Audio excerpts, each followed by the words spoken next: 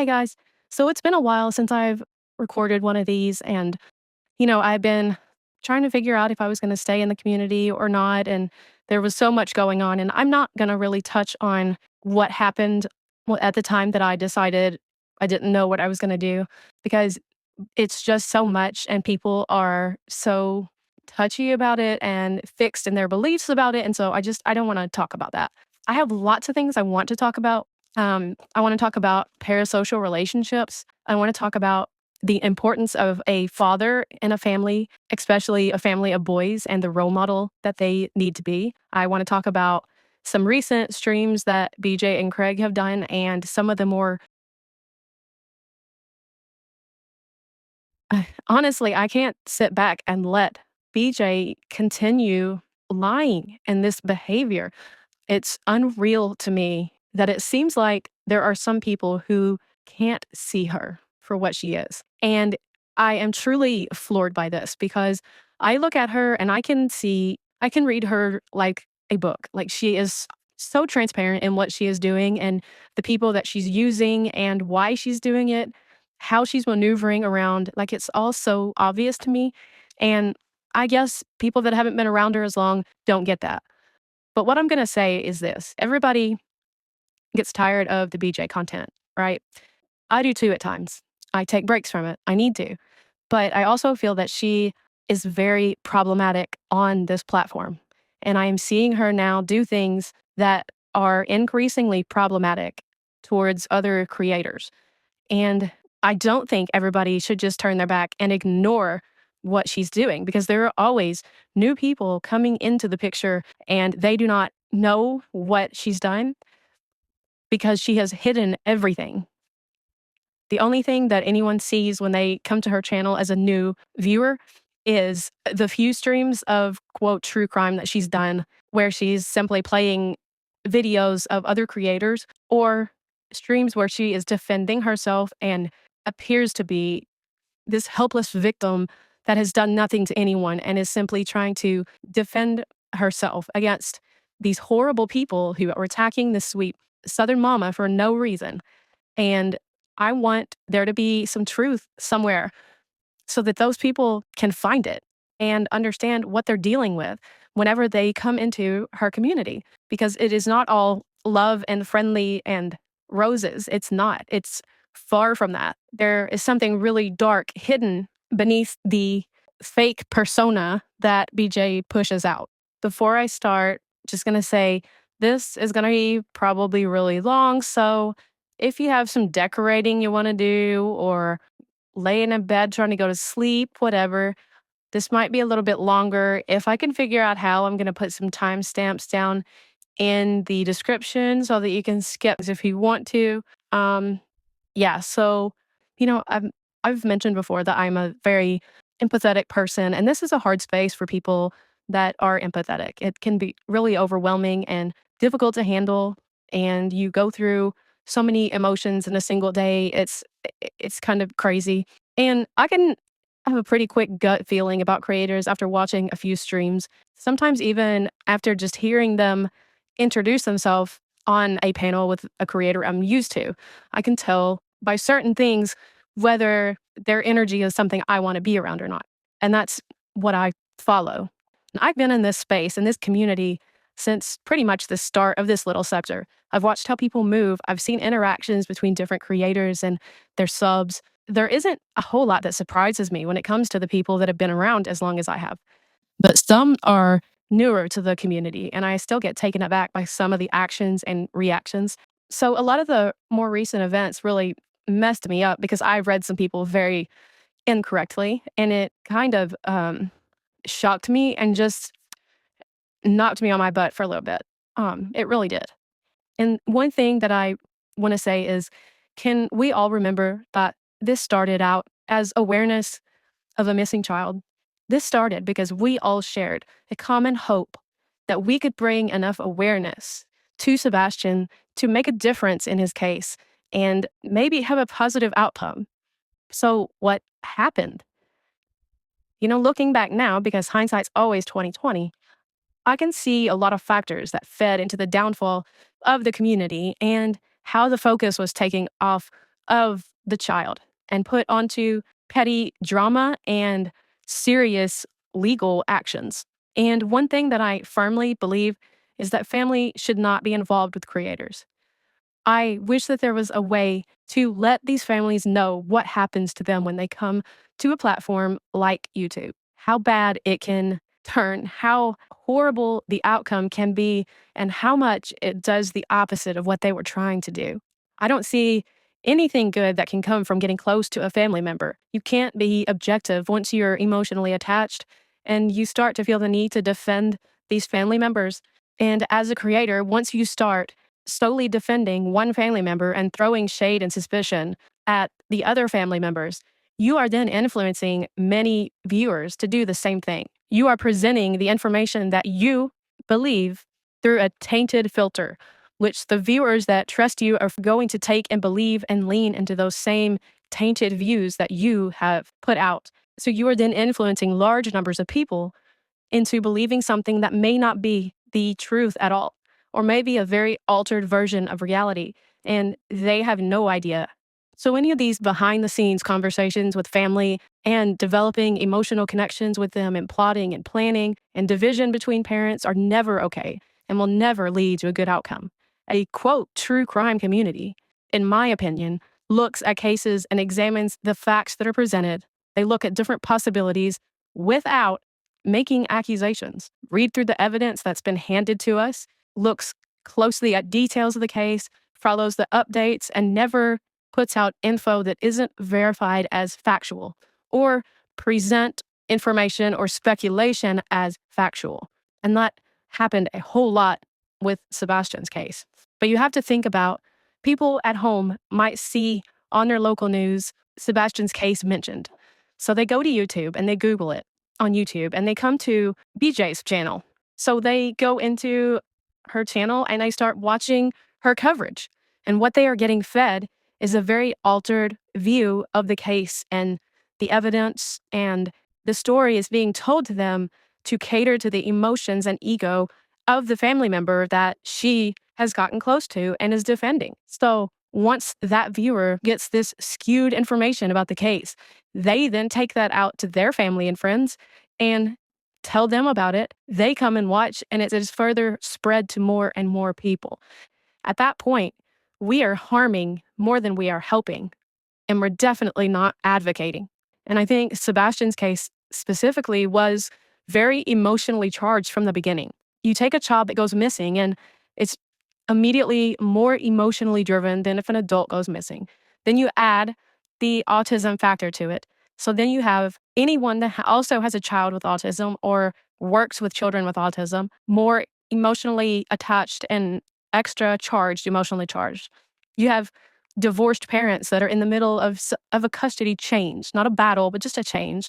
And then you have any viewer, but has also been through a similar situation, feeling emotionally attached. Every one of these things adds to the audience's engagement and the attachments that they feel to the case and how much energy and time and effort they put into the case. And then you add parents who are privately speaking with certain creators behind the scenes and giving private, salacious info to those creators, and you have a recipe for disaster, which is exactly what we have seen with this case. And unfortunately, it went into very serious legal issues arising from this case for creators. Something that should have never happened, in my opinion, and has been extremely detrimental to Sebastian himself. So that leads me to one of the things I want to talk about, and that is parasocial relationships. This is something I've done a lot of studying on while I took this little break that I had, because it's something that really interests me. And it's actually a major component on any social media platform. It is used in many ways by creators, and it was unreal. I was looking into, researching this, and I read beyond the first AI generated, answer to your search. So I eventually came upon an actual outline of how to manipulate an audience to either get more members or get more money from them. It was actually like a step-by-step tutorial on how to achieve manipulating your audience. I was shocked to come across that because I wasn't what I was expecting. I was just trying to do research to learn more about it and try to educate others on it so that you can know what to look for and know how to avoid the pitfall of believing that you have friendships with these creators and trying to explain the psychology behind it. But I found that and I was like, wow, this is like unreal. This is actually a tool that they use. So, okay, parasocial relationships have been around since the invention of television. Early on in the era of television, there were no reality shows, social media influencers, or video games. So the only way to build a parasocial relationship was through watching TV or movies. And, that's when people formed these great admirations for celebrities or musicians. And so people would find one that they kind of related to or admired, and they would watch everything that they were in, or they would watch one over and over again. They would write letters to these people. They would go to any performances they had. And kind of like the Eminem song Stan, like they believe that they have this connection with the person who really knows nothing about them or that they even exist. And it can be so influential to the person believing that that connection is there. It can lead them to do crazy things. So YouTube is the primary host for this content, and it is the second most visited site on the internet. Many content creators have thousands of subscribers who tune in eagerly to see what their faraway friends are up to. But these people aren't your friends. In fact, they're exploiting a psychological phenomenon that's been around since the dawn of mass media. The viewer has a one sided attachment to the YouTuber who is unaware of the viewer's specific existence. The YouTuber doesn't know, for example, the you behind the screen. You may watch their content daily and know intimate facts about them, but they do not have the same connection with you. The viewer, on the other hand, doesn't know anything about said figure outside of the content specially edited for them. And COVID and social isolation definitely led to a rapid rise in parasocial relationships when people weren't able to get out and have social interaction, but they could log on to YouTube or Instagram or TikTok and have communication with people. That's where a lot of people turned to, and it started this larger phenomenon. Some people log on to YouTube and they're like, oh, I like listening to this certain creator every day. Some people get so engrossed by their online idols that they start caring about their lives more than about what is happening in their own life. They enjoy watching for entertainment, and at the same time, they're prepared to defend their creators by any means, even by attacking fans of other streamers and creating a toxic online environment. Loneliness and social isolation are rising, particularly among people who spend significant time on social media. Platforms promise connection, but deliver performance. We watch people live their lives and mistake observation for participation. We consume content like intimacy and wonder why we still feel empty. The neuroscience of social media is still in its infancy. Research has shown, for example, that image-based social media blunts the feelings of loneliness and isolation. So meaning when we can actually see someone's face that is talking to us, it keeps you from feeling lonely. It keeps you from feeling isolated. You feel like you're in the room with that person. While hard science on how social media affects the brain is limited, early neuroimaging suggests that too much social media is associated with damaged connections between the right and left hemispheres of the brain. A recent study dives into how and why people use YouTube to replace relationships with other people. Some researchers argue that YouTube is addictive, providing at-risk users with parasocial relationships that supplant real relationships while feeling totally authentic, maybe even more than real, doing more harm than good. Defining parasocial relationships, they write, YouTubers can be described as publicly overexposed active users who share their personal interest through video content with the rest of the users. YouTube allows for open self-expression, permitting content creators to easily hide certain aspects of their identity, creating versions of themselves regardless of race, gender, age, body type, meaning they can come on here and show you what they want to show you or create a whole new identity. They don't have to be themselves, and they don't have to show you the negative sides of themselves. What you see and what you feel attached to is what they want to show you. And YouTube's algorithm recommends similar content, keeping viewers engaged with specific personalities. This repeated exposure just reinforces those parasocial bonds. And females tend to form stronger parasocial bonds with creators, especially those who discuss more personal topics. Viewers often find comfort in creators who share their own personal experiences. However, excessive engagement may lead to behavioral addiction, with some users prioritizing online interactions over real life interactions. Depression symptoms can worsen if viewers compare their lives unfavorably to the curated content of creators. So, if you're constantly watching creators who portray their lives as being perfect and all of the things that are good is what they present themselves to be, it can actually cause the viewers to feel more depressed about their own lives, not matching up to the standards that they're seeing from the people that they idolize. The most common reason for developing a parasocial relationship is the need for connection and belonging. The need for connection and belonging is one of the most crucial aspects of living. It comes right after the basic needs, such as food, water, and security. Addiction can also lead to parasocial relationships, as some unhealthy behaviors can lead to poor mental health. In this case, the parasocial relationship is simply a substitute for the unhealthy behavior. Other possible reasons for parasocial relationships include depression, anxiety, past trauma, lack of security at home, or negative experiences with relationships with other people in your real life. Creating that parasocial interaction is much easier and more comfortable than going out, meeting new people, and putting yourself at risk for being scrutinized by others. With a parasocial interaction, you don't get that risk because it's only a one-way interaction. Social anxiety is often associated with a negative self-image and negative self-talk, leading those with social anxiety to imagine that others are thinking terrible things about them or laughing at them when they're laughing about something completely unrelated and judging them harshly when they really aren't. Because of these and other symptoms, parasocial relationships are appealing. You can curate the relationship experience.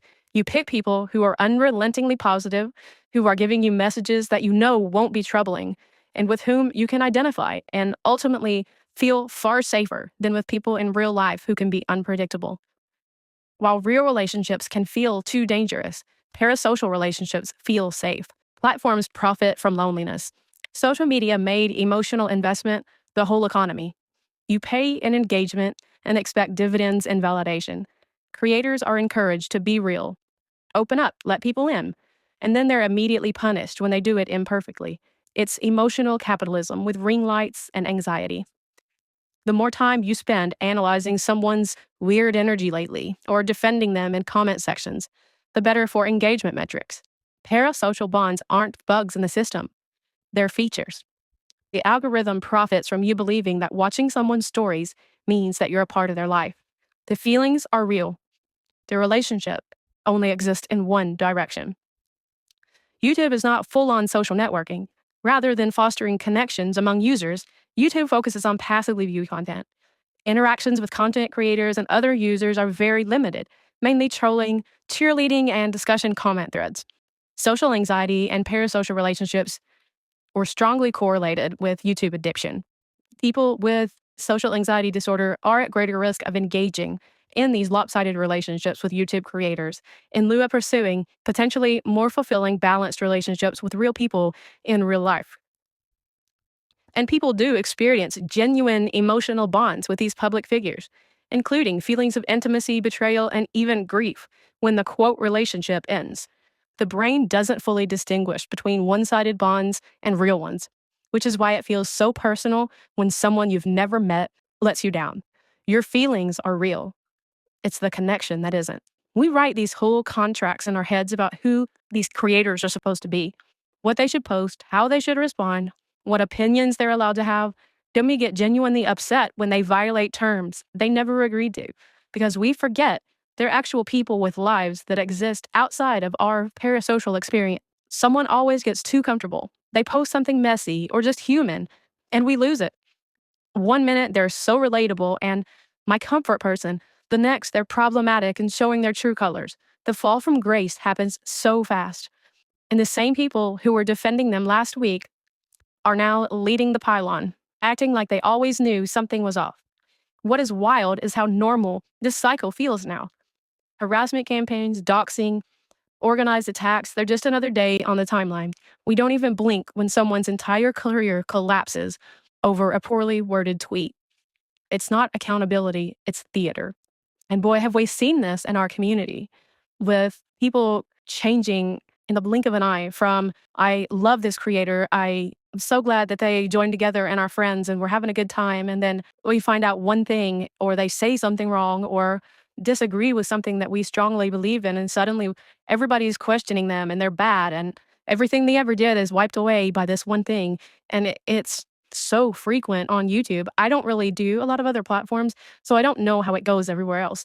But I know here on YouTube, it is very much that way, that it's like we all have a certain expectation of these creators, and there's no way in hell that they can satisfy all of us with their behaviors and with what they say, because there's so many of us and one of them. They're just trying to be themselves, or whoever the person is that they're portraying. They also feel like they're walking on eggshells because they know the simplest thing can make a whole group of people turn.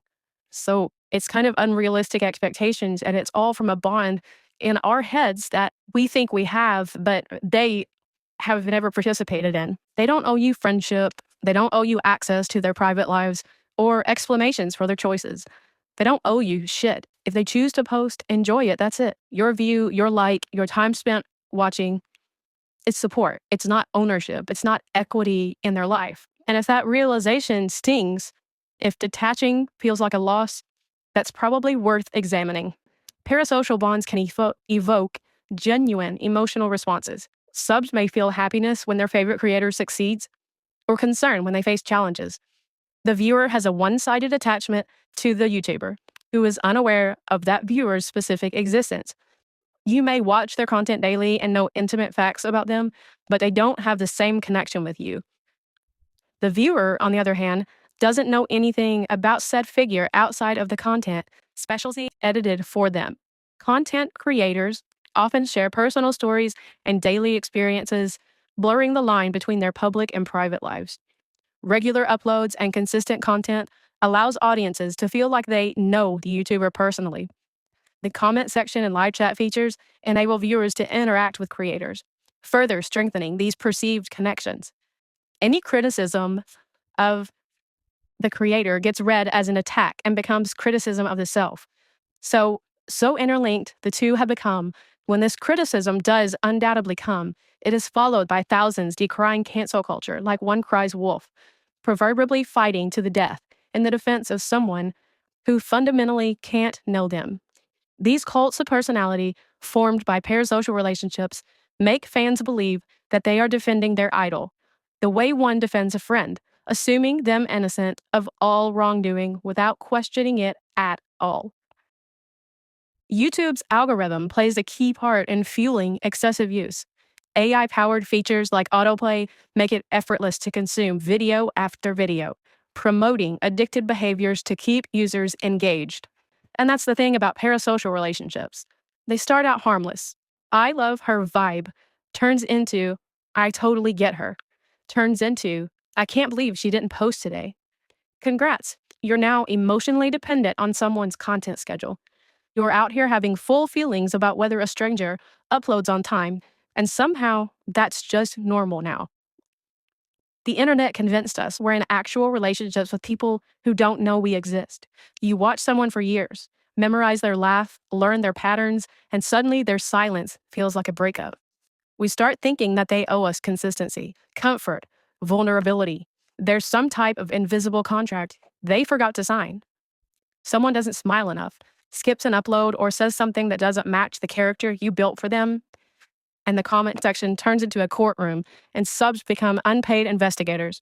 Someone's always disappointed, heartbroken, or never supporting them again. So, parasocial relationships do have dangers to them. Being one-sided, they're often exploited for monetary gain by the creator. On YouTube especially, the creator might talk informally as they would with a friend, have inside jokes, and say how much they care about their subs. The fact is, they don't know their subs, and they care about them so far as they make them money. It's important for subs to be aware of this dynamic and not have their entire social network composed of one-sided relationships. And now I want to read to you something from one of the many articles I found that give the tutorial of how to manipulate your subscribers, whether it's giving money or joining a membership. I'm just going to kind of read straight from the article. So I'm not saying this as I believe it or I'm doing it. Please don't take it that way. I'm just reading how it reads there so that you can understand when a creator goes into this article and starts reading what they're reading. Okay, I hope that makes sense. Okay, so achieving this, however, requires a skillful, nuanced approach. Whether you're trying to move people to donate or join memberships, feelings such as sympathy, sadness, and compassion have been found to play a central role in motivating people to engage with and help others. From a site perspective, finding a way to tell your story through the narrative of one person, as opposed to that related to money, can also have a profound impact on the way a message is received. And so then it goes a step by step on what to do to get people to donate or join your membership or just become a supporter. So the first one is create a narrative. We all love stories, don't we? You probably still recall the stories you read when you were a child or the ones your parents might have read to you. Conspiracy narratives are particularly useful because they help us create a sense of us and them. Number two, identify the enemy. You have a narrative and your followers have bought into it. Identify those who are attempting to disrupt the narrative. Humans are tribal. We'll find common ground. Heighten our defenses and prepare to defend our narrative against detractors. Creating a false dichotomy or reinforcing an existing one is often useful here. Number three, exploit cognitive bias. A cognitive bias is an error in thinking that occurs as we attempt to process and interpret information from around us. One particularly useful exploitative cognitive bias is confirmation bias. Confirmation bias is when people favor information that confirms their existing beliefs and discounts evidence that does not. We might, therefore, highlight evidence that supports our narrative, but ignore the evidence that undermines it. Number four, controversial bait and switch. This is really easy to accomplish, but may seem counterintuitive to begin with. First of all, make a really controversial statement and leave it to fester for a little while. Keep the statement brief and lacking in detail. This controversial statement will create a bit of a storm and will no doubt attract a great deal of publicity. But stick to your guns. Sit back, let the haters thrash it out with your own supporters. Sure, you'll have people criticizing you, but you'll also grow your following. This is the bait. Now for the switch. Number five, clarify your statement, add more details. In a non-inflammatory way, claim you have been misinterpreted by those who oppose your narrative. Feign disbelief at the way you've been treated and insist that your detractors are being unreasonable. By this time, your audience has grown thanks to the efforts of your own followers and your detractors. Your followers will come back fighting, defending you with increased conviction, and your audience will grow in numbers. Gosh, I can't even think of an example, but they're creating a narrative and then they identify the enemy, the person that's doing it to them. And then they're going to exploit that confirmation bias because the people that already follow them are going to root for them no matter what. They're going to listen to just what their creator is saying. And if whatever evidence goes against that, they're not even going to hear it or look at it because it goes against what they want to believe, right? So do something really controversial to get attention. And I think there's a lot of creators that do this. So this is something I think done more on a smaller scale here in the Chroma community, but there are other creators that do it on a bigger platform. And it gets you a lot of attention. Your own followers are going to jump in and defend you. And this is going to be something that's really vague detail because they need to come back later and add in the detail. So it's just going to be this real vague, very inflammatory thing that people are going to jump on. Their own people are going to defend with everything they have, and the people that are against them are going to come at them with everything they have. And all of this draws attention, even negative attention. And that's what a lot of people who are successful know, that any attention is good attention.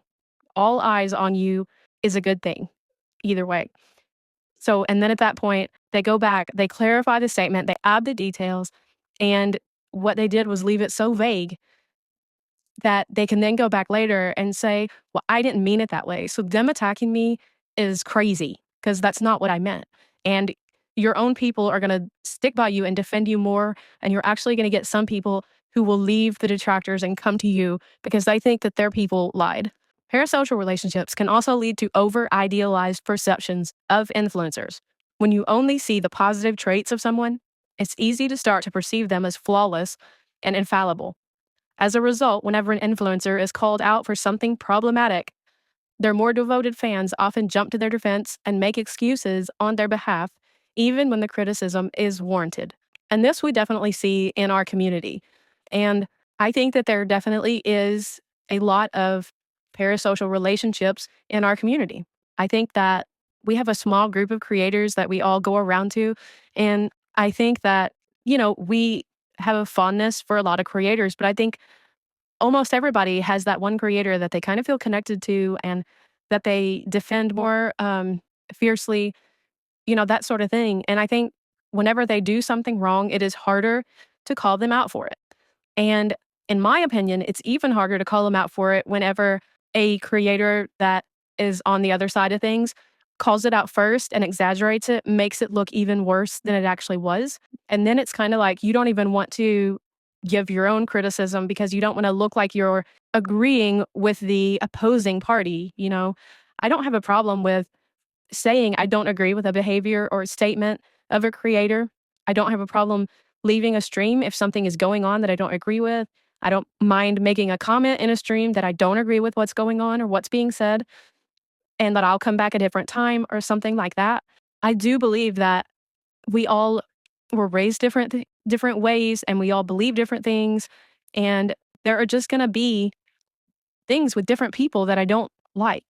With each creator, there are things about them that I like and that I want to come watch.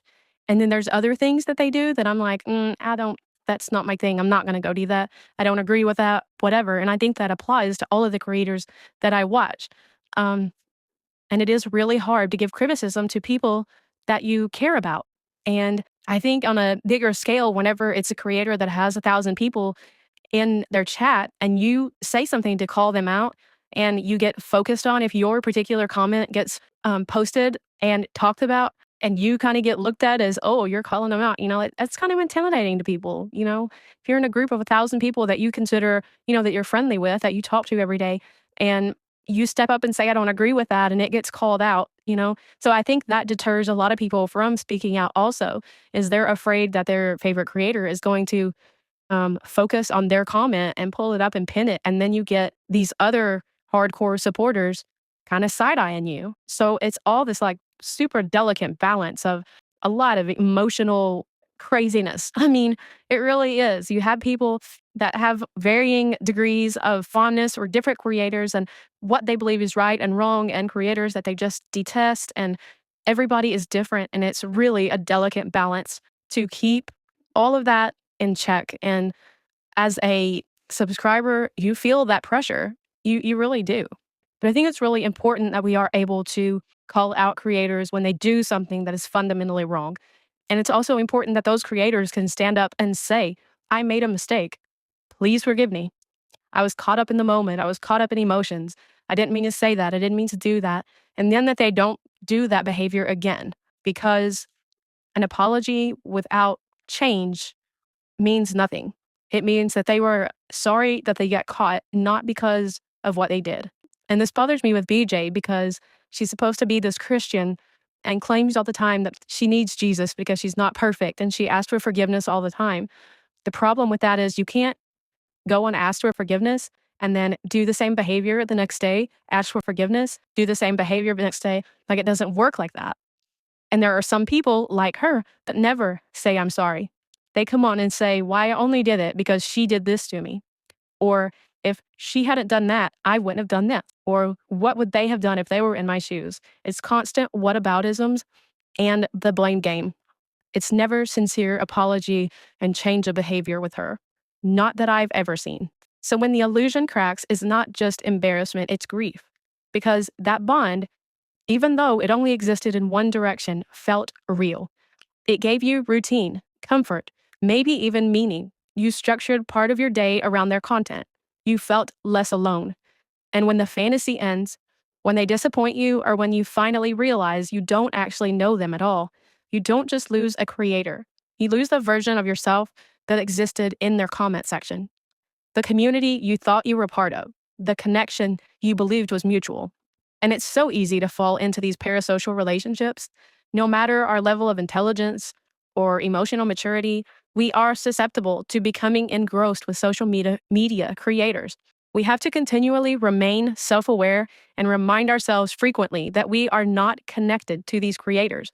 They have no emotions about us. We are one of the thousands of faces that moves through their camera. And excessive YouTube consumption may lead to addiction-like symptoms. Users often spend increasing amount of time watching videos and feel distressed when unable to access the platform. Signs of problematic use include neglecting responsibilities, lying about the amount of time spent online, failed attempts to cut back, and using YouTube to escape problems. And I think that we all use YouTube to escape for a little bit. I think a lot of us use it when we're stressed or when we've had a bad day. We can go on there and talk with people outside of our normal lives, and it is like an escape. But if you're using it to get away from problems or to avoid problems in your life, that's a problem. YouTube addiction is a thing. Social media addiction is a thing. Internet addiction is a thing. We really all need to stay really self aware about what we're doing, how we're feeling, if we're relying too much on the internet to get us through things, and whether it is becoming more important than our regular lives. It can really become a problem. And I think there's a lot of people in that situation. But know that you're not alone. And a lot of people experience it, and you can get help for it. So, the next thing I want to talk about is I want to just kind of touch on a few things that are important about the role of a father, especially with sons. Now, fathers are very important for both children, for sons and daughters, but there's a lot of things that little boys learn specifically from their father that they can't learn from the mother. And I am not naming any names, and this is just some general good advice. But I just want to make a few points about the importance of that relationship and how it may impact the children. So I've done a lot of research on this as well.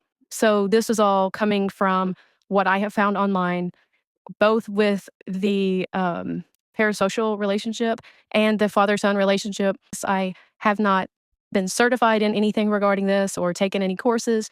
This is all just a layperson researching online and things that I found important in what I found out. So, research shows that the father child relationship is very important. In fact, more influential than the mother child relationship. And this is especially true for the 8 to 12-year-old child as they try to make sense of the world. At this age, the male child may see the father as representative of the outside world.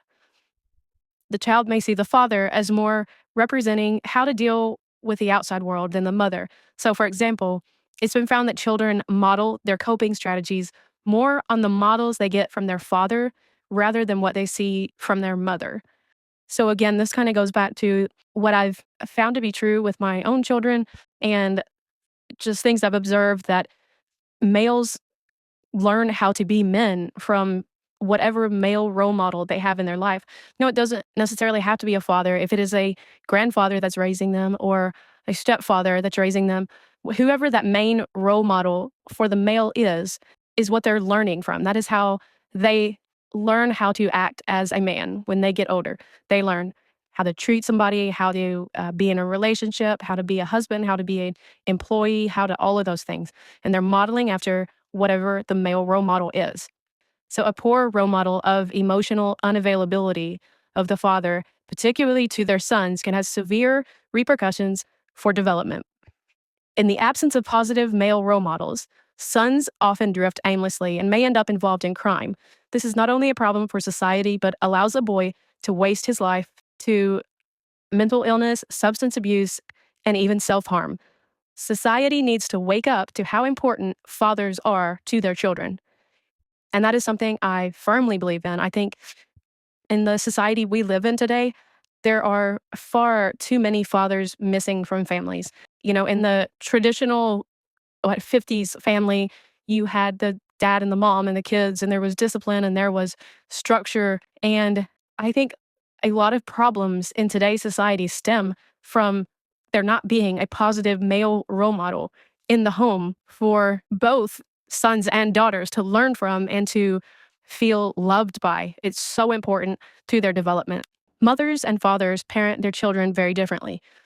Dads love their children more dangerously because they play rougher and are more likely to encourage risk taking. They also introduce them to a wider variety of methods for dealing with life. They tend to stress rules, justice, fairness, and duty and discipline. In this way, they teach children the objectivity and consequences of right and wrong. They give kids the insight into the world of men. They prepare them for the challenges of life and demonstrate by example the meaning of respect between the sexes. That is something else I find very important. How the father of the child treats the mother of the child, even if they're divorced. There needs to be some type of respect there shown because those children are learning how to be in a relationship. And if there is any, fighting, back talking, physical abuse, yelling, screaming, berating, belittling, any of that they see going on, they are going to think that that is a normal thing for a relationship. And it will transfer into their adulthood and any relationship that they have because they're going to model the behavior that they think is appropriate. A father's influence lasts a lifetime. Children look to their fathers for strength, encouragement, and support. Both sons and daughters mimic their dads from a very young age. Fathers are role models for both genders in many profound ways. They learn about honesty, relationships, compassion, and self love from their dads. A father is the single most important model for how a child will father in the future. Those children who grow up with dysfunctional or neglectful fathers have a hard time breaking the cycle and need to make a strong effort to father differently. Fathers who are warm, nurturing, and emotionally responsive create a secure emotional environment, allowing children to feel safe to explore social and emotional boundaries. Children with actively involved fathers exhibit higher levels of academic achievement, have better social skills, better self esteem, and are less likely to engage in risky behaviors like drug use. Fathers also encourage competition, engendering, and independence. Dads tend to see their child in relation to the rest of the world. Moms tend to see the rest of the world in relation to their child. So, meaning the father looks at their child and thinks, how can they impact the world? What mark are they going to have on the world? How are they going to act? How are they going to be a functional member of society when they grow up? A mother looks at how the world impacts their child. So we are more concerned about the outside influences and what they're going to do to our children. And we're more protective of them. If there's a bully at school, we feel like we need to protect our child. There's people abducting children. We're more likely to be the ones to say, don't go walking down the road by yourself at night. Those type of things. It's just a different way of seeing things. And now none of this is 100% across the board. Okay. I'm not in any way saying that. There are families that do things very differently and cultures that do things differently. And I am not in any way disrespecting or saying that those ways are wrong. This is taking basically what the culture that I grew up in and how my family is and what I've seen in families around me. I don't have a lot of diversity in the area that I grew up in. So I don't want anyone to think that I am disrespecting anyone else and how they parent at all. So I don't want to offend anyone at all. I'm not talking down about anybody that parents different or has different belief systems as to what the parent offers the child. I'm not going to say where I live, but I'm just going to say this is I am talking about the area that I live in and the area that I witness a certain creator growing up in and how the children there are not, in my opinion, getting a fair shot at life because of what they are being exposed to and taught in the home they're growing up in. So that's kind of the area that I'm speaking on. I understand that there are very different ways to parent and that in different areas of the country and of the world, moms are viewed very differently and have different roles. And same for fathers. Fathers are viewed very differently and have different roles. So please do not think that I am judging or trying to dictate how anyone else should behave. I just know that in my own family, I have seen from having 3 boys, I have seen what happens whenever there is an unhealthy relationship and a father that is not the best role model for them and how it affected them. And I've seen it in other families, other women that I know and the way their families have been affected by things.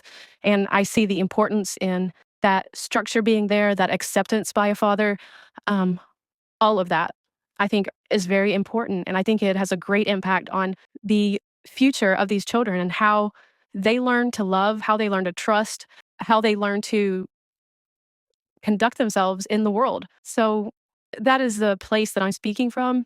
And I really hope that I am not offending anyone. I'm really not trying to.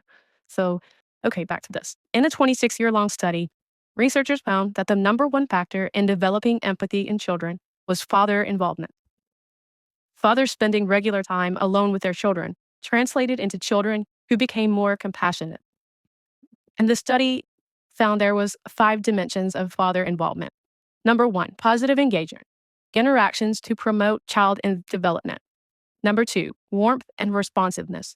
The way fathers express their love and care for their children, as well as how they respond to child signals. Number 3, control. Monitoring of child activities and participation in decision making. Number 4, indirect care. Involvement in child-related tasks, but without direct interaction, such as purchasing goods, services, booking medical appointments. Number 5, process responsibility. Parental consciousness involving initiative taking and monitoring what is needed for the child care and well-being. Fathers need to be cognizant of their words and their actions because their children will ultimately emulate them. Social learning is vital when it comes to parenting. We learn by watching others. Kids are sponges and they absorb everything they see and hear. So fathers have to be very intentional about their words and actions in front of their children. It's imperative that fathers model respect and understanding in all family relationships, even with in-laws and grandparents. Dads can help kids develop a healthy outlook on relationships by demonstrating them. Children may listen to 10% of what we preach and watch 100% of what we do. Therefore, it's imperative to give them a positive, consistent, and inspirational visual coupled with lots of hugs and I love yous. Both sons and daughters look to their father's relationship with their mother as a guideline for what to expect in future relationships. All healthy relationships start with respect. One of the best ways dads can demonstrate this is by having a healthy relationship with their wife, partner, or mother of the child. And look, I'm not going to mince my words here. In my opinion, from what we see on this public platform, BJ goes live every day. I would say 6 days out of the 7, Craig is in the background, extremely intoxicated.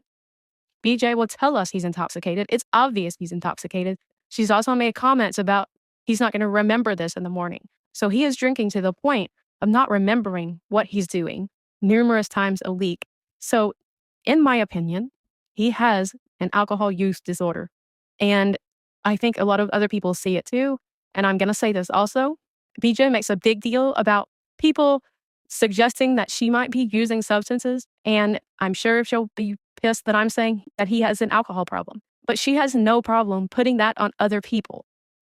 And just listening to the things that Craig was saying, apparently she's telling him all kinds of stuff about what she thinks other people are using and doing and so on and so forth. So I'm not going to feel bad about saying this stuff anymore.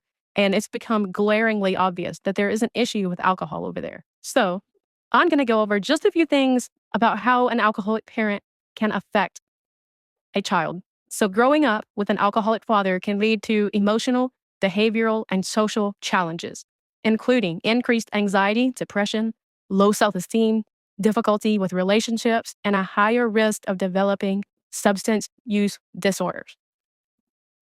Boys may also be more vulnerable to developing behavioral issues such as aggression and impulsivity. The chaotic and unpredictable home environment can create a sense of instability and lead to long-term difficulties in emotional regulation and trust. So some of the emotional and psychological impacts. Mental health. There are higher rates of anxiety, depression, anger, and low self-esteem. Emotional regulation. Difficulty managing emotions, including feeling a lack of control or have extreme emotional reactions. Trust issues. Struggling to trust others.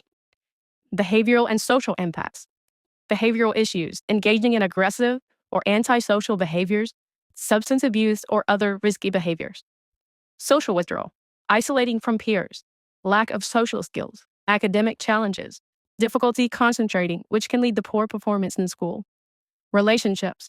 Difficulty forming and maintaining healthy relationships in adulthood, often stemming from a lack of positive role models and emotional insecurity. Okay, and this part is the information straight from the American Addiction Center website. And again, I'm saying all of this not from someone that is certified. I'm not a therapist. I haven't studied this. I have only researched online and in articles about this. So, not a professional, not giving advice, okay? Okay, from the American Addiction Center website. Children of alcoholic parents are regularly exposed to chaos, uncertainty, disorganization, emotional and/or physical neglect, instability, arguments, marital problems, and more. They are 4 times more likely to develop alcohol use disorder themselves. That is huge. Huge. If you care about your children and you think about your children and their futures, they are now 4 times more likely to develop the same thing. And that's sad. It's really, really sad. And I'm not saying that to throw shade at anybody, to take a dig at anybody. I'm sincerely saying that's sad. I am absolutely blown away by how strong the hate bonding is in this community, that people think because we review BJ and point out negative things about her, that it is unacceptable and in no way true that we care anything about the children there and that we don't care anything about BJ's life. Look, I'm a human. It really, really worries me that we have such a large amount of people that can take a hatred of somebody that they don't really even know to the point of they don't care if the person lives or dies. Whenever I made a post about BJ's health because she sounds terrible, it was out of sincere concern. I am a nurse. I knew I wanted to be a nurse from a young age because I cared about people and I wanted to take care of people. I went into this profession wanting to do nothing but help. And I help everybody. It's not based on age, gender, race, financial status, culture, any of that. It's based on being a human being, and everyone's life is precious. So just because I come on here and do reviews on DJ and I dislike the person that DJ is, does not mean that I wish to see harm come to her. And it doesn't mean that I wish harm upon her children. I didn't call CPS. I didn't condone that crap. I don't do that. So for people to come onto that and be like, you don't care about Brittany, you don't care, you wouldn't be doing this to her. She wouldn't be doing this to herself if she cared about Brittany. That's the problem. It's not me. I can care about someone sounding like they are on their deathbed with a death rattle. I have sat by many dying people as they passed, as a hospice nurse. I know the sounds that happen, and it concerns me. So I spoke up because I felt the need to. I would have felt horrible if I had not said anything and something happened. I knew she wasn't going to listen to me and she was going to get defensive about it. But I'm sorry, I care. And there's children there that need their mother. Children of a parent who suffers from alcohol use disorder can go through a wide range of negative effects. And I'm going to read some of those off. Guilt and shame. Children tend to internalize many things, and many will blame themselves. Hypervigilance. These children anticipate conflict or emotional outbursts, making them constantly on guard. Challenging authority. Low grade point average. Failure to pursue secondary education. Poor performance in math, reading, and spelling. Unexcused absences and tardies. This one I found interesting just because what we heard Craig say a few nights ago on string. Poor speech and language development in the first 3 years of life. Just think about that. And I understand the diagnosis that she claims. I get all that, but just think about that in context with that family. And I don't know how long his drinking has gone on. I really don't.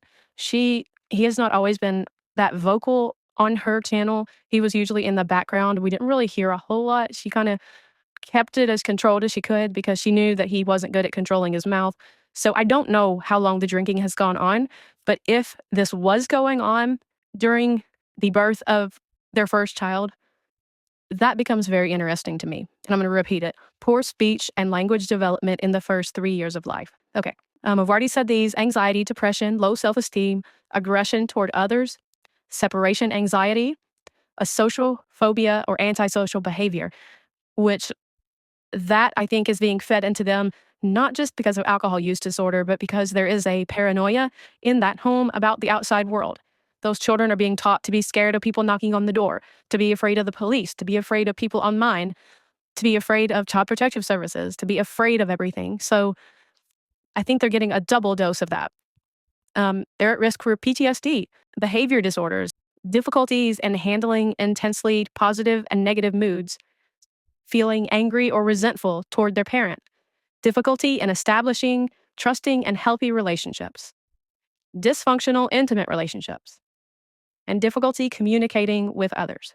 And every person and situation is unique, but given the experiences faced during their upbringing, adult children of alcoholics can display these traits as well. And a lot of children that are in a home with alcohol use disorder of a parent end up where they end up parenting themselves and sometimes even parenting like behavior for the parent, like waking them up. I don't know. Okay, that's all the education part of the stream. Um, I'm sorry about that, y'all. I know some people find that like really boring and don't want to hear it. Now I'm gonna turn to drama because VJ's been doing a whole lot of shit that I haven't been around for. So the first thing and this part's gonna be like chaotic, and I've kept notes like here and there, and they're not in order. And so sorry, I'm really sorry. But the first thing I want to start with is the Rowena thing, making fun of how Rowena laughs. BJ, how can you make fun of anyone whenever we heard the sounds that were coming out of you last night? Give me a break. And no, it wasn't a microphone malfunction. It didn't malfunction in the rhythmic breathing pattern of someone snoring. Okay. And even your own regular subs were pissed when you come on and lie, and they know it. I saw a few saying, I don't care if you sleep, quit lying to us. It's insulting to our intelligence, and it is. And to those that can sit there and go along with her stupid story about what it is, I don't understand that. I never will. I don't understand it. How you can let someone disrespect you that way and act like you're stupid and be somewhere where you can't tell the truth, where someone is telling you you didn't hear what you heard. No, not me. So anyway, so Rowena, making fun of her laugh, but the comment that bothered me was, you can tell when people don't have their teeth in. And I'm not saying anything bad about people without teeth, but you can tell when people don't have their teeth in. And so what? I don't care if she had teeth in, teeth out. I don't give a fuck. And don't quit saying you're not making fun of people that don't have teeth and then turn around and use it to poke at somebody about not having teeth. Stop that shit. I am young. I have lost teeth because of an autoimmune disease. And there are lots of people who have lost teeth due to assault, due to medication, due to diseases, due to genetics. There are more reasons for not having teeth besides drug use and not brushing your teeth. Okay? There's a lot of other reasons. So stop. Or just say it for what it is. If you're making fun of people without teeth, just do it and offend everybody, whatever. But do not come on here and say, I'm not making fun of people without teeth, but she didn't have her teeth in. Shut that shit up. It's exactly what you're doing. Quit trying to sugarcoat it. Quit trying to act like you're a good person and you're doing the right thing. You're not. Like, I know that, I know there's a lot of people that allow their intelligence to be insulted on here. I do not. Okay? Don't try to give me that bullshit. I know what you're doing. You're making fun of people without teeth. Own it. To those of us that have been around for a while, you're so transparent. You poke at everybody, and then the people that are defending the underdog, because there's always people that fight for the underdog, step up, defend you, and you sit back and you love it. You can just log on, pull up one of their streams, sit back and say, yep, yep, and laugh. And you're not saying it, so it's okay, right? It's not you saying it. So I noticed also that, and I don't know if anyone else noticed this, but there's a lot of channels now being hit for age restriction, sexual nudity. So if you heard the short little speech that BJ did on this, she knew an awful lot about the reporting for sexual content and nudity. And that's interesting because that's actually how Natasha Cooper's channel went down. It went down on section nudity. And the last stream she did that actually ended up coming down and taking the whole channel down didn't have any of that in it. So it's very interesting. BJ was talking about this and she said, if you're hit with a community guideline for sexual content and nudity, it's going to show up as a strike, and it's going to come up as, you got struck for nudity, whatever. And then you get 3 strikes and your channel goes down. She said, but also, there can be a lot of reports of age restrictions to your channel. And after you get so many of them, they'll terminate your channel.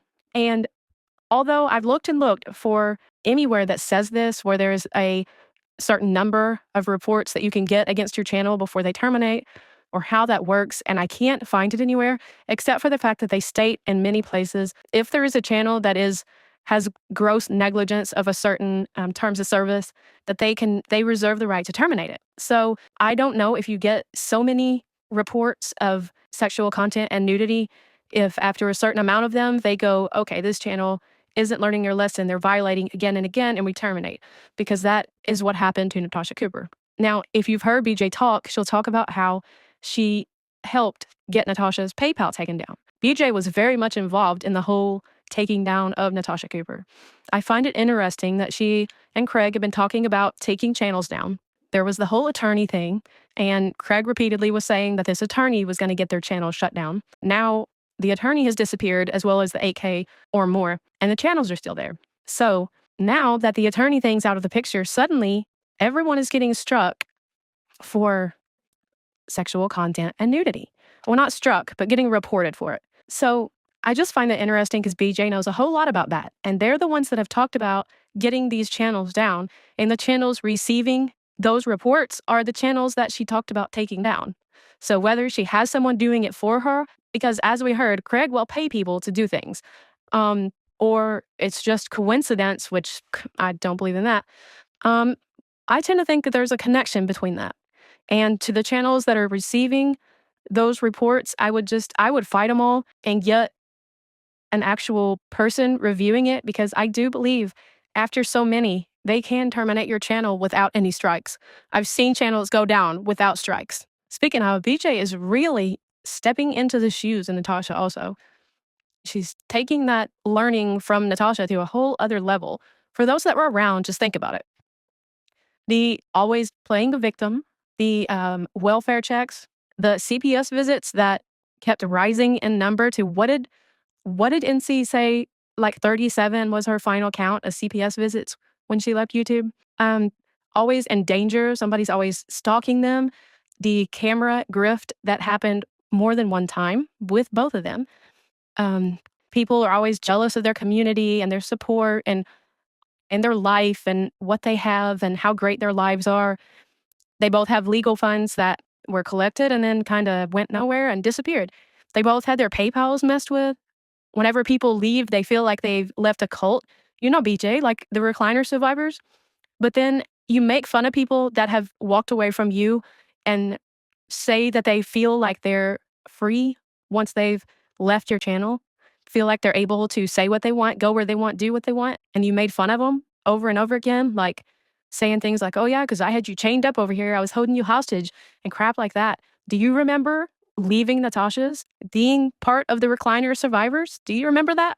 So it's real interesting to me that you're now mocking people who are walking away from you and feel the same way. That should tell you something, BJ. They both effortlessly lie about everything all the time. And they want to portray the perfect family life, even though it is far from that. There's just a lot of similarities between the two of them. And Natasha's legal fund was to defend everybody in the community from the channels that are harassing. She even referred to them as hate channels. So many similarities. Whenever BJ mentioned the PayPal being messed with, I was like, oh my God, she is literally walking Natasha's path. Now, BJ has gone live and just picked at everybody. And so I've just written down some notes about some things that she said and some things that I want to say. One of the things, and this was a bit ago, I think this was closer to the time I took my break, but she made a comment that Clue has the worst case of body dysmorphia she's ever seen. Now, why do you say that, BJ? That's really puzzling to me. What is wrong with someone being okay with who they are? Why is it body dysmorphia for someone to look in the mirror and be happy with the person they see? It doesn't matter what size you are. It doesn't matter what color your hair is, how long it is, how short it is, if you have teeth, if you don't have teeth. If you look in your mirror and you are happy with yourself, that doesn't need to be approved by anyone else. So Clue will tell you that she's overweight. Having dysmorphia would be someone that weighed 90 pounds go in and looking in the mirror and saying that they were fat. Dysmorphia is somebody that weighs 400 pounds and looks in the mirror and then says that she wears a size 2 bikini. That's dysmorphia. Just because someone is overweight and says that they're pretty and feels pretty, and they are pretty, it doesn't make it dysmorphia. Like, that is so dismissive, and it really says so much about the way you view yourself, because I think it is amazing the confidence that Clue has and the self-love that she has. I think Clue looks at herself and sees herself as beautiful, and she should. And I think it's amazing. And I wish I could do that. I'm not to that point, I'll admit it. And it's obvious that you aren't either, because if you think that someone has body dysmorphia just because they aren't a size 6 supermodel, you you need to understand more about what you're saying because she does not have body dysmorphia, okay? I think she's got an amazing attitude. I think people can learn from her confidence and be proud of themselves and love themselves no matter their size, their skin color, their teeth, no teeth, color of hair, color of eyes, anything, any disabilities. Everyone should be able to look in the mirror and love what they see. Body dysmorphia is somebody coming out here and saying there's something they're not, okay? So you just sounded really stupid saying that. And then you have BJ reviewing nonsense.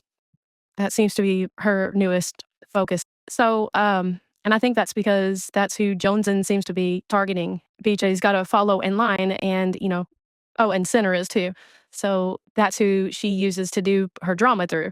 That's her voice, her mouthpiece. So since they're covering nonsense, that's what she's doing. And I loved it because BJ was reviewing a nonsense stream of nonsense reviewing BJ. And so at one point, BJ's stream was playing and nonsense was reviewing it. And there was some quiet going on BJ's stream. And so nonsense was saying hi to people coming in or whatever. And BJ's like, so is this what she does? She just sits there and lets it play while she welcomes everybody and reads her comments.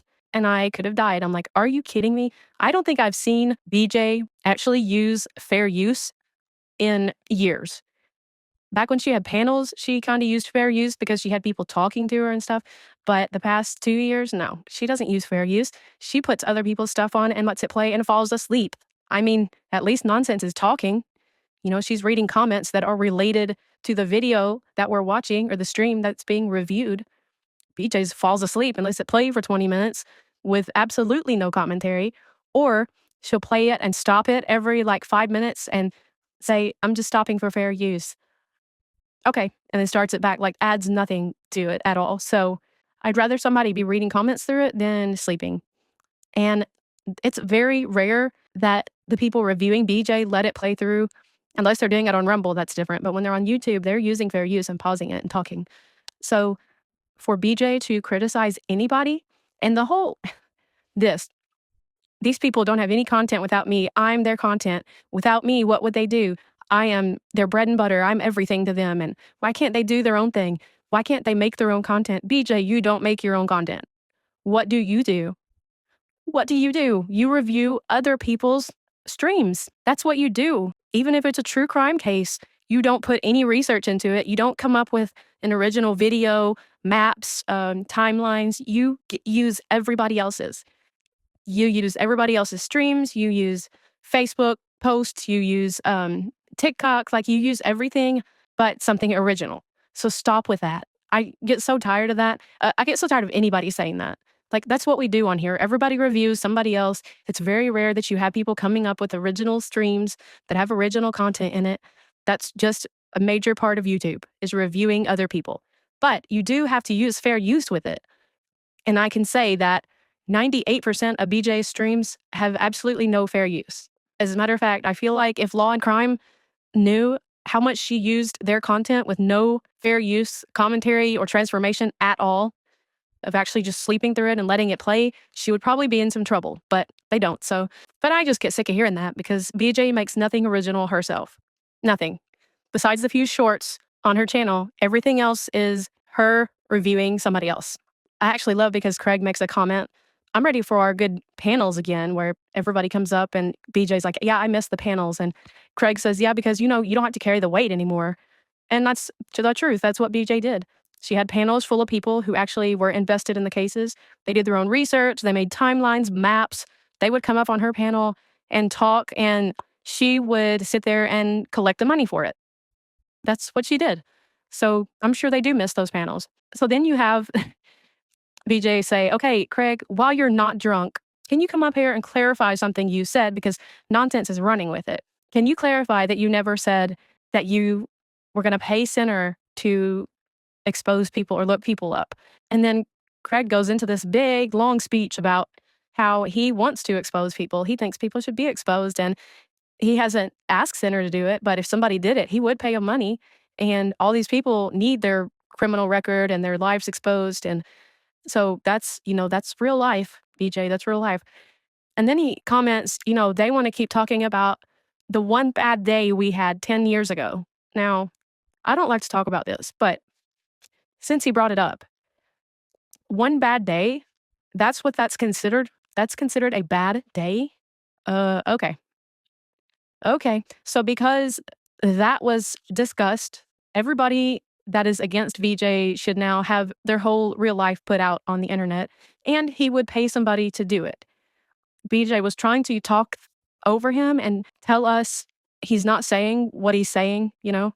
You know how she does that where we hear something and she says, "No, he doesn't mean that. He's not that's not what he means." No, and I'm like, it's another thing just like her falling asleep. We hear what we hear, okay? We're not stupid. We hear what he's saying and we interpret it. It doesn't matter how much you try to change what he's saying. We can hear for ourselves. And she did clarify that he was not drunk. So everything that he said then about paying someone to expose people, and he was bringing up people's addictions, and he was addict shaming and talking about people cheating and things that probably aren't knowledge for everyone on YouTube. But apparently, BJ does a lot of real life gossiping, talking behind the scenes with her mods and Craig, because he sure heard a lot of stuff that doesn't pertain to sticking to YouTube. So, and even after he said he would pay Sinner to put it out, BJ was still telling him real life stuff, because one of the comments he said about someone sleeping around or whatever, he said, "You just told me that a few days ago." So even after he said he would like to pay Sinner to put info out, she's still feeding him info. So we're to believe that she thought he was joking the whole time and she maybe didn't mean it. And she thought that he would cover for her and come on here and say that he didn't mean it. I mean, I don't care what she says when she's like, he was drunk. He's just drunk talking. A lot of truth comes out when people are drunk talking. I've learned that. Their inhibitions are lowered and they will tell the truth. So I tend to listen whenever he's back there running his mouth in the background. Now, it may not all be truth, but it's what you've told him that he assumes to be the truth, because we know you lie. And then Craig basically says he's putting out a threat to have someone expose them. So isn't that what BJ calls a dog whistle? No, she says about everybody. They're dog whistling CPS. They're dog whistling the cops. They're dog whistling welfare check. They're dog whistling. Well, I believe Craig is over there dog whistling. Then she mentioned also that she's going to start just calling Queen Bee a crackhead. That sounds like a great idea, BJ. That's how you get people to quit talking about you. You start referring to them as crackheads. That's how you get people to stop accusing you of doing things, is by saying that about them. That's a great idea. Yeah, works great. So then she talks about there was a clone of her. There's a channel that's cloned her and all of that. And Craig's in the background going, "Oh, you've made it. You've made it. You're big time. If you got somebody cloning you, you have made it." And she's like, "There's one of you too." And he gets so excited. And he's like, "I've made it, guys. I've made it." Like, how sad is your life that you think that you've made it big time because someone in a trauma community has cloned you? I didn't realize that that made you, like, that was success in life, that you've got a clone. That's great news. Oh, gosh. And he also does mention, we're doing good, though, talking about the channel. So, VJ, you're not suffering like you're claiming to be. He even says, we're doing good, though. We could be doing better, but we're doing good. So, why are you crying about it? Craig says, y'all are doing great. And you sound like you're doing great. You eat steak almost every night. You tell us about it. Can I tell you the last time I had steak? 3 months ago. And I had half a steak, and my son had the other half because they're expensive. Then we hear you talking about buying the brand name ham, the brand name this, the brand name that, $70 for a duck. Like, stop acting like you're over there starving and barely getting by. Do you think, I mean, you had people barely able to afford a Thanksgiving dinner, right? People were suggesting to each other the $40 meals at Aldi's and Walmart because people are really struggling this year. I mean, times are hard. Groceries are expensive. And you have BJ on here talking about going to buy a $70 duck for Christmas because Craig's dying to have it, along with all the other food and shit she's going to buy. Do you know how many people's entire Christmas is $70 because that's all they can afford? It is so insensitive to come on here and act like you're barely scraping by and then brag about that shit. I don't know how many times I can say that to her, but it is so incredibly entitled and insensitive to come on here and act like everybody can afford this shit and then beg for money from those people. You know, Brenda gave you money from back pay out of disability, okay? I understand she's a capable adult. She made that decision. But do you not feel the least bit bad about it? That that's where your money that nobody knows where it went because there's no attorney doing anything, do you not feel the least bit bad that somebody who is going on disability, which means they're losing a substantial amount of pay, because whenever you get SSDI, it is not what you would make if you were out working, and they use that to give to you because they thought you were in such a bad spot. Craig also wants to comment on our judicial system and says, we have the best judicial system in the world. I agree, it's pretty good. It needs some changes. Not gonna lie, it needs changes. It needs to catch up to the online world and social media. There needs to be some catching up done, but it is a pretty dang good judicial system. And I hope he still feels that way whenever the final judgments come down in Pennsylvania, because BJ is gonna have two most likely coming against her, one default judgment and then the RICO judgment. So I hope he still feels that way when that happens. And I guess he's changed his mind about the local court because he had a lot to say about them after the no contact order was not granted, and was actually not granted and with prejudice. So I agree that the judicial system did really good there. And we once again hear BJ talk about validation. Now, this is a repeated topic with BJ because she desperately seeks validation online. She makes a comment about she's so glad she listened to Center the other night because he confirmed her belief that memberships help you get in the algorithm. And she says, he validated me.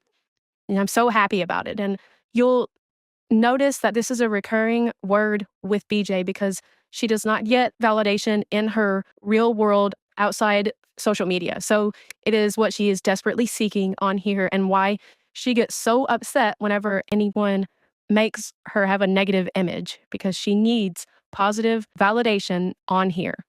Another thing with Craig, he repeatedly uses cracker. Talks about, I'm not cracker enough, or just constant phrases about him being a cracker. I have never been around a white person that refers to themselves as a cracker so much. It's really odd to me. It's almost like you're assigning behaviors to white people that are only to them because he said stuff, am I not cracker enough? And he always refers back to the genealogy thing where he says he's 2% black. And so he's almost saying it like, am I acting white enough? It's really weird. It's just weird. I don't know how else to explain it, but he says that a lot and it's odd. BJ says that nonsense has no self-control. I think that's funny because I think BJ has no self-control. I think if she had self-control, she wouldn't be in the situation she's in right now. But because she cannot deal with her injured ego, she has to come on here and explain things that most people wouldn't feel the need to explain. She cannot handle, she's very thin-skinned. So if anyone insults her, she has to come on here and clear it up, even though it is the most ridiculous shit. Like the whole, this isn't a muumuu, it's a flowery shirt with a flared shoulder to it. Like, who cares? Why did you feel the need to come live and tell us that? That is no self-control. Falling asleep on a live stream and saying, guys, I fell asleep, I need to end the stream, that would be self-control. Falling asleep, coming on and saying, oh, I have malfunction. I was not sleeping. I was not sleeping. Okay, let's keep going. Staying on for another 2 hours and continuing to fall asleep, that is no self-control. BJ, you lack self-control, okay? I think nonsense is held back a lot. I think that if she had no self-control, there would probably be some really ugly stuff said. I'll just put it that way. And she ignores a lot of things coming at her. She just ignores it. So I'm not so sure about that. And BJ says, sorry that it bothers you so much that we don't think you're funny, nonsense. Yes, I'm sure it eats her alive at night that BJ and her chat don't think nonsense is funny. It's horrible. I don't know how I could live with myself. Well, there's a lot of us that do think she's funny and do enjoy listening to her and her logical layout of receipts. The same people that can't stand your immature personality, I mean, it goes both ways, you know? So y'all are allowed to dislike it. I don't think she's losing sleep over it. And then she says something about, I don't need Center to commentate for me to review it. He's the one who reviewed you. I don't watch you nonsense. So I don't even know what you say unless somebody else reviews you. Okay, sure, BJ. We have seen your screen whenever you go to your YouTube history and we see the nonsense streams that are with the red bar all the way to the end. You watch. We know you watch. You can tell by your live streams that you schedule and scoot back and scoot back. You watch everybody and you don't go live until they end their lives. You watch nonsense too because you repeat things, and you won't go directly at nonsense because you're too afraid to do that. You have to use someone like Joneson or Nunya or Center. to do it for you. Don't lie. You ain't got to lie, BJ. You ain't got to lie. And you said everything that nonsense says is a lie. Oh, Lord, girl. Nonsense is the receipt queen. What are you talking about? She could pull up a receipt for everything she tells us. This is coming from you, who lies 15 times about one thing in one live stream. You can tell a different story within 10 minutes of each other. Okay, she's not the liar. She typically has receipts, a timeline, and can bust them out in a heartbeat. So, yeah. Okay, and I'm going to touch on this whole URL account thing real quick because I haven't watched a whole lot about it, but the little bit that I've watched, this is what I have to say about it, okay? BJ acts like this whole URL thing is crazy to her, right? She has told multiple different stories about this account and the names that were doxed and how they were changed and how she knew they were changed. And they don't all add up, as usual with BJ. Multiple different stories of different timelines. So when she went live the other night, she said, I didn't ask for Joneson and them to look into this. It fell into their lap and they took it over. I didn't ask them to do it. And she says she doesn't have the URL for it. She never has. So here's my thing with this, okay? We know that BJ, if someone comes into her chat with saying anything she doesn't like or anything that she thinks will help her in legal things, she tells her mods to get the URL and take a screenshot of everything. So you're now going to tell me that BJ had an account come into her chat multiple times with different names of people in her real life. And she did not get a screenshot. She didn't have her mods get the URL. She didn't get the URL. None of that. I find that really hard to believe. And so when people ask her, well, how did you keep track of it? How did you know it was changing names? And she says she knows that it was the same account because the picture never changed. So there was no need to get the URL because the picture was the same and it was a memorable picture. So that's how I knew it was the same account, just changing names. Now, so let me get this straight. If someone comes into my comment section and they have a picture that is the exact same as BJ's avatar picture and say really weird things, I don't have to question if it's VJ or not. The picture's the same, it's her. The name is different, but the picture's hers, so it's got to be her, right?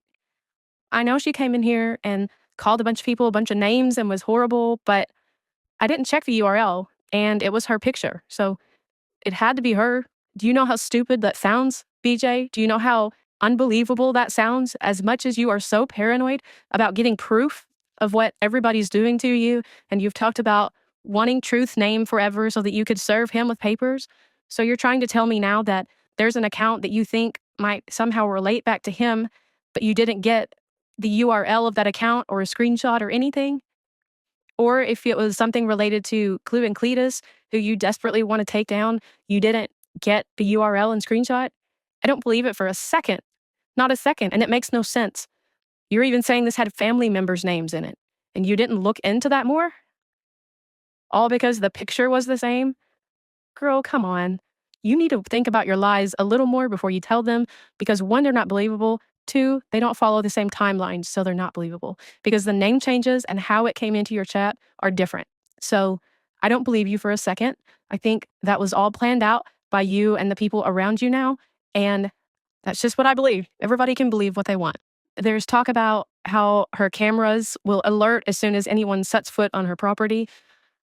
So I'm curious why she didn't know those missionaries were coming up to the porch because she said that she was terrified when she heard knock at the door. So why didn't her phone alert her as soon as they stepped on the property? And she would have seen them walking up to the door and could have gotten Craig to open the door. Was he scared of these two young men? I don't understand that. You might want to check on your cameras. They might be malfunctioning since they didn't alert you as soon as they stepped foot on there. And again, BJ's repeating with the whole, you don't have the right to tell me how to run my channel. Who made you God? Who gave you the right to tell everyone else how to cover cases and how to run their channels? Because that's what you try to do. And then you have I love the sayings that she gets so freaking wrong. The whole, what does she always say? I got a bridge over the ocean to sell you, or a bridge at the ocean to sell you, or some shit like that. And then she always says, you're making a molehill out of a mountain. Okay, well, that's a good thing. So she said, when the ones who blow the whistles the loudest are the ones doing it. What? And I love that looking at Duchess, the only thing that she can say is her eyebrows. She doesn't like her eyebrows. because Duchess is freaking gorgeous and she knows it. And you really shouldn't be critiquing Duchess's looks because, oh boy, Duchess could slam you. I'm sorry, but Duchess is absolutely gorgeous. The fact that you're trying to find something of her looks to make fun of tells me how insecure she makes you because that's what you're choosing to go at her about. I don't know. It's the fact that Duchess has said some things about you or did the Halloween special that you're saying that means she doesn't really care about the kids that she covers and puts so much effort and time into, and that's bullshit. You are just poking at more people to do more to you because it was a Halloween skit. You could have just let it go and not said a word about it, but nope, can't do it. Got to poke at them, see how many more people you can get to make you a victim. Craig is also talking about having PTSD from the visits from the police and CPS. This again gets to me. They're both onto this woe is me. Nobody has been through what we've been through. Nobody has experienced this. You haven't walked in our shoes. You don't know what it's like to be terrified of a knock at the door. You don't know if it's going to be more bad people. And of course, the children are hearing all this too. Um, so saying that CPS and police are bad people, they're not. They're doing their jobs. Um, but it's just this really annoying story of how bad they have it and how everything has traumatized them, and they both have PTSD from what YouTube is doing to them. I can tell you about PTSD. I can tell you about complex PTSD. I could tell you stories about experiences that put this to shame. And I just had this conversation with someone in my comment section that I do have this belief that we all experience things differently. We have all been through different things. We all have different reactions and feelings about things. And I had to try to teach myself that even if someone's trauma is something that I wouldn't feel was trauma or is something that I think is trivial, I have to remember that not everybody is going to go through extremely traumatic events, such as the ones that I've been through. So I have to remember that the way that they are seeing what they're going through feels very traumatic to them. And I can't take that from them. I can't say that I am more traumatized than them because they don't have anything else to compare it to. What they're feeling at that moment feels like the worst thing.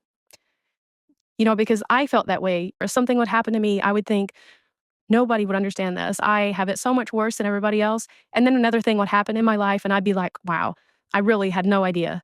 And then another thing would happen. I'm like, oh, it gets worse. Everybody starts out at a step where a small thing is traumatic to them. And in that moment, it does feel that way to them. So I try not to um, get angry at that or mock that because it's not fair to do that. In their eyes, what they're experiencing is as bad as what you are, only because they haven't felt anything else. I'm not saying this right. It's not coming out the way I think about it in my head.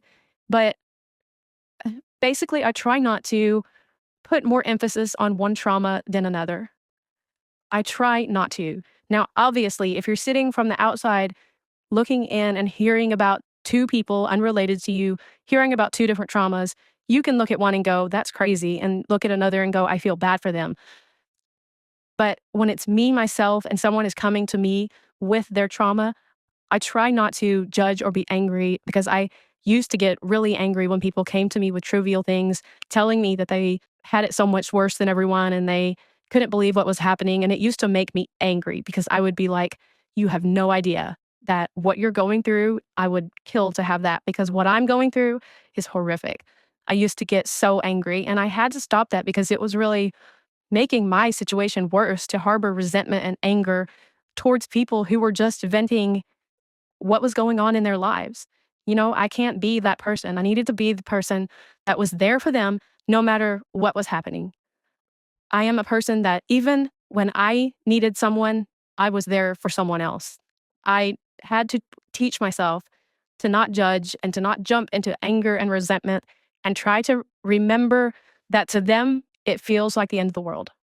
In the future, they may experience something that is equivalent to my trauma, but at this time, what they're going through is traumatic to them, and I can't rank it any worse or less than mine. I hope that made sense. However, having said that, I struggle with that when it comes to BJ and Craig because BJ uses it for everything. Because BJ is trying to tell us that her mom died when she was very young, and from what she says, it was in a not so pleasant way.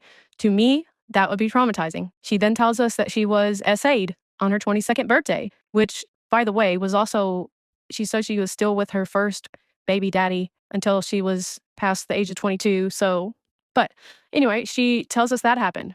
That would be traumatic. The one bad day they had, that would be traumatic. But yet, they both want to rank what is happening on YouTube right now as traumatic and causing PTSD. VJ has also said that getting demonetized caused PTSD. I mean, when you use that term for everything that happens in your life, I'm sorry, you're using it for sympathy at that point. You don't feel bad. It's not that. You're using it to be the victim. So I do not feel bad in that case. Another thing I can't get behind is Craig saying, "You've never been oppressed." What? Are you freaking kidding me? Y'all are the most entitled and privileged. Like, I can't even believe that came out of his mouth. You've never been oppressed. Neither have you, Craig. Neither have you at all. You two don't work. You sit at home, sleep all day. Like you said, you don't have to get out and work for the man. Y'all just come in there, flip the switch on, and talk and make money. You have never been oppressed. There are people that have definitely been oppressed, and you are not one of them. And that was so disrespectful, and it infuriated me when I heard that. I was like, Are you kidding me?" And I am sorry to all the people that have felt oppression, that had to listen to that, because I know if it infuriated me, I know how they must have felt. Because, wow, there is some major oppression in this country. And that was the most insensitive asshole comment. Oh. And then they go into the 10 Commandments and the one about bearing false witness. BJ, you lie hourly, like 24/7. There is not a day goes by that you don't tell at least one lie. You lie to your children. You lie to us. You lie to Craig. You lie to the courts. You lie to everybody daily. So it amazes me like how disconnected you are from real life and how you have no self-awareness and apparently no shame. You really don't. BJ talks about, how do you think it makes my big kids feel to see people saying I gave up my children?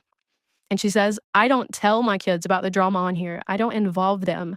And she says, but my big kids, I have to keep them from getting on here. They are begging to get on here and tell people about themselves. Hey, let them do it.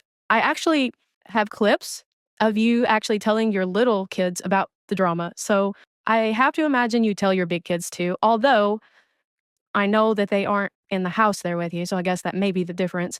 And you know why I know that? Because there was a day that you and Craig were talking, and you're talking about height for some reason. I can't remember what the topic was, but he absolutely had no idea how tall your daughter is.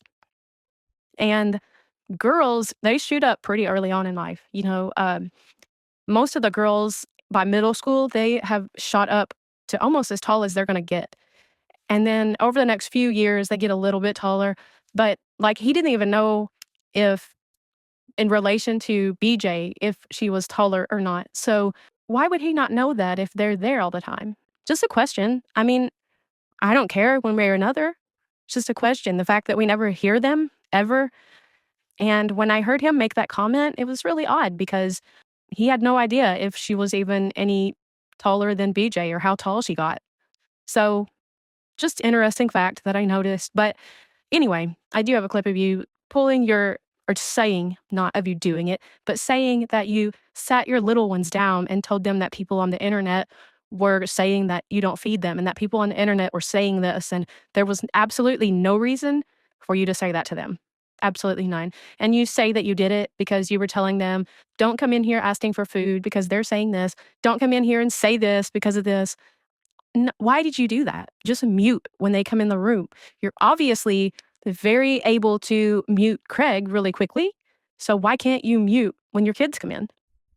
Well, I guess it's because they're in there all the time. But there was absolutely no reason to sit them down and tell them that the internet was saying that sort of stuff about them. Absolutely none. You either ignore it, mute, or get off the internet. You don't sit little kids down and tell them things like that. So don't tell me that you don't involve your kids in the drama. Oh, and BJ makes the comment repeatedly that Center doesn't do grimy things. Center doesn't take payments to put info out. Center this, Center's a good guy, Center doesn't do anything bad. You remember Center offering money for one of Queen Bee's mod's dogs? I mean, that's just one of the many things. So, yeah, he does some grimy things. I can't agree with you there, BJ. And sorry to jump back to this, but while Craig was talking about all this personal information about people on YouTube that BJ has told him, he says to someone, and I don't even know who, have you gone 5 years without a needle in your arm, honey? Wow. Wow. But there's no addict shaming, right, BJ? Y'all don't addict shame, right? That's really insensitive of Craig, considering BJ, you say you used to be an addict. And how your mom passed away, that's really insensitive of him to say, considering how your mom passed, because I know that's a really sensitive topic for you. So that's crazy for him to say stuff like that. That was really, I thought for sure you were going to get mad. And have you gone 24 hours without alcohol in your system, Craig? Just wondering. Just wondering. Okay, this topic, we go back to the topic of teachers' affairs with students, okay? And as DJ is telling a story about how a teacher was exchanging messages with an 11-year-old and inappropriate things, and Craig says, well, my first thought is, how bad is her sex life with her husband that she's looking at little kids? Wow, really? That's your first thought when you hear that story. Anybody else? Anybody else have that as their first thought? And then in the background, he says, if she was getting plowed by a big one, she wouldn't do that. The absolute disrespect and disgust I felt after hearing that. Y'all do not need to be touching true crime. The people that are saying your channel is tanking are saying it because of that man saying shit like that over a crime. You are sitting there saying, our son is this age. Can you imagine if a teacher was sending him this? And Craig's response is, if she was getting plowed by a big one, she wouldn't do that. Not, oh, she'd be in jail. I would, not any outrage about thinking about his son doing that, but it's all about the woman and if she's having good sex at home. Who thinks of that? Why are you going there? That was the weirdest response. And like, if that's how true crime discussions are going to go, because he can't stay out of there when you're doing that stuff. He wants to be a part of it. He's trying to get you to cover cases so he can join you. It's going to go really bad. It's never going to go anywhere good because that's disgusting. And the rest of the conversation was also disgusting. So he goes on to talk about women need their ovaries taken out and we need chemical castration because anyone that does this has a genetic defect and they shouldn't reproduce because they're just bringing more P-files into the world. And there's a big thing about reproduction. And then we get to this topic that bothers me, okay, guys? And I'm going to try to just keep it together and get through this, okay? So then Craig goes on to talk about people who go through SA as a child. BJ said it too, that they normalize it. And especially if they have it done repeatedly, that they normalize it and that they will then go on and do that to their own child because they think it's normal. And then that people who went through SA as a child should not be allowed to reproduce because they will then do it to their children. And we should just eliminate the risk that that would ever happen by making sure that they can't reproduce. What an absolutely disgusting, disrespectful, idiotic, hurtful comment to make. If you believe that way, you should never cover any case involving SA because you're wrong. As a survivor of SA, I never normalized any of it. No matter the number of times it occurred, it was never normal, it never will be. And the fact that you think that we should not be allowed to have our own children, to be happy, to feel the love of having a child because a few people have offended that way is horrible. The fact that you would think that we see that as normal and would hurt someone that way, knowing what we went through and how much pain we felt, that we should just suffer the rest of our lives not knowing the joy of having a child. You don't understand what it's like. And I'm glad you don't. And you would be shocked at the amount of people that have been through that as a child and who have turned out to be amazingly functional, productive members of society, even more productive and functional than you and BJ are. Y'all are disgusting for thinking that, for saying it. It's horrible that we should not be allowed to have children we would because there's a chance of that happening. Y'all basically said, we don't want to risk any children of going through that. So if someone experienced that as a child, they should not be allowed to have children to do that to you. Well, I'm going to say fuck you to that because as soon as I heard that statement, I felt sick. I felt physically sick, like I wanted to vomit. I have never had that thought or anything close to it and never would. Never would I put someone else through that. And the two of you are monsters for thinking that way, for putting that on people and suggesting that we should be deprived of something because we were put through something as a child that we had no control over, that we didn't want any part of, and we had no choice. But we should be punished for that, right? We're not worthy of love and joy in our future because we were put through that. Fuck you. Okay, guys, I think I've had enough for this one. I'm going to end it on that note. And I know this was long and it was a lot to take in. So I'm sorry for that. And I'll try to get another one out sooner than later. And I do have some videos I'm going to get out. Yeah, I think that's it. Sorry for it being so long and all over the place. And I appreciate all of you. And I will talk to you all soon.